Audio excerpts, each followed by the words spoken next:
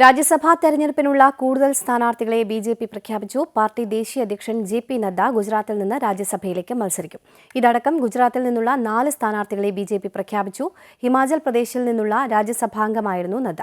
കോൺഗ്രസ് വിട്ടെത്തിയ അശോക് ചവാൻ മഹാരാഷ്ട്രയിൽ നിന്ന് രാജ്യസഭയിലേക്ക് മത്സരിക്കും. പാർട്ടി അധ്യക്ഷൻ ജെ.പി. നദ്ദ ലോക്സഭയിലേക്ക് മത്സരിക്കുമെന്ന അഭ്യൂഹങ്ങൾക്ക് വിരാമമായിരിക്കുകയാണ്.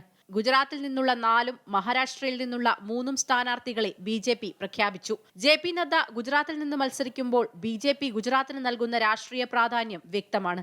കോൺഗ്രസ് വിട്ടെത്തിയ മുൻ മുഖ്യമന്ത്രി അശോക് ചവാനെയും ബി.ജെ.പി. മഹാരാഷ്ട്രയിൽ നിന്ന് രാജ്യസഭയിലേക്ക് അയക്കും. നേരത്തെ കേന്ദ്രമന്ത്രിമാരായ അശ്വിനി വൈഷ്ണവും എൽ മുരുകനും രാജ്യസഭയിലേക്ക് മത്സരിക്കുമെന്ന് ബി.ജെ.പി. പ്രഖ്യാപിച്ചിരുന്നു. എൽ മുരുകൻ മധ്യപ്രദേശിൽ നിന്നും അശ്വിനി വൈഷ്ണവ് ഒഡീഷയിൽ നിന്നുമാണ് മത്സരിക്കുക.